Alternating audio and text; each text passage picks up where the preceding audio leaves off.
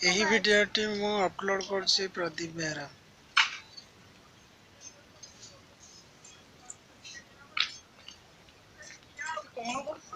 ଆମ ଗାଁ ବାତ୍ୟାରେ ଭାଙ୍ଗି ଯାଇଛି ବୋଲି ଭିଡିଓ କରୁଛି।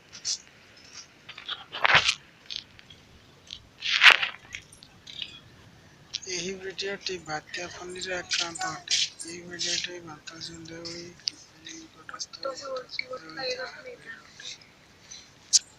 Thank you.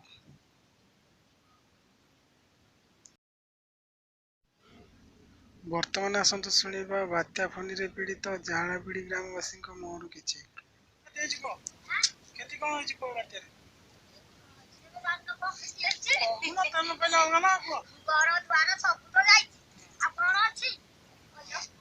ପଇସା ପତ୍ର ମିଳିଲା?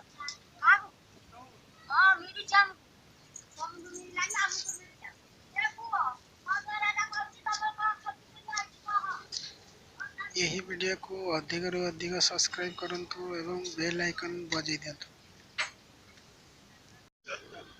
କଣ କରିବୁ ଆଉ ମାଗିକି ଖାଇବୁ ଆଉ ୟାଠୁ ଛଡା ଆଉ କିଛି ନାହିଁ। ଆପଣ ବାତ୍ୟା ବିଷୟରେ ଆପଣ କଣ ଜାଣିଛନ୍ତି? କଣ ଆଉ କହିବି, ସବୁ ଭାସିଗଲା। ଆଉ କଣଟା କହିବି ଅଛି, ଆଉ କଣ କହିବାକୁ? ଶଳା ତ ମା ଆଜ୍ଞା ଯିଏ ଖାଇବା ବାଲା ଖାଉଛନ୍ତି, ମା ଆଜ୍ଞା ଯିଏ ନ ଖାଇଲା ବାଲା ମା ଆଜ୍ଞା ପୁରା ଶୁଖିକି ମରୁଛନ୍ତି। ଆମେ ବୁଝିପାରିଲନି କି କଥା? ବାତ୍ୟା ବିଷୟରେ କଣ କ୍ଷୟକ୍ଷତି ହେଇଛି? ବାତ୍ୟା ବିଷୟରେ କଣ, ଲୋକ ତ ମରୁଛନ୍ତି, ତା ଗୋଟେ ଗୋଟେ ଉଠେଇକି ମେଡିକାଲ ଦୌଡୁଛି, କୁଆଡେ ମଶାଣି କୁଆଡେ ମେଡିକାଲ, କୁଆଡେ ଆଉ ନେଇକି ଯିବି? ଆଉ ଛାଡ ସେଠି ଘର ଚାରି ବଖରା ଭାଙ୍ଗି ଯାଇଛି। ତାପରେ ଆଉ କଣ ଅଛି? ଚାରି ବଖରା ଭାଙ୍ଗି ଯାଇଛି, ପୁରା ଗଳି ପଡିଛି ସବୁ। ମାଟୁଘର। ବାତ୍ୟା ସ୍ପିଡ କେତେ ଥିଲା? ସ୍ପିଡ କେତେ ଥିଲା? ଗଛ ପତ୍ର କଣ କ୍ଷତି ହେଇଛି? ଗଛ ନଡ଼ିଆ ଗଛ ସବୁ ଭାଙ୍ଗିଛି ଆଉ। ସବୁ ଭାଙ୍ଗିଛି।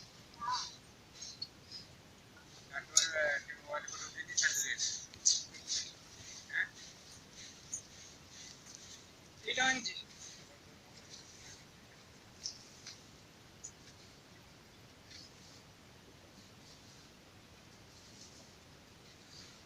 ଶତ୍ରୁଘ୍ନ ବେହେରା ଆଉ ବିଦେଶୀ ବେହେରା ଟୁନା ବେହେରା। ଆଉ କଣ କ୍ଷତି ହେଇଛି? ମୁନା ବେହେରା ମୋ ନାଁ ମୁନା ବେହେରା।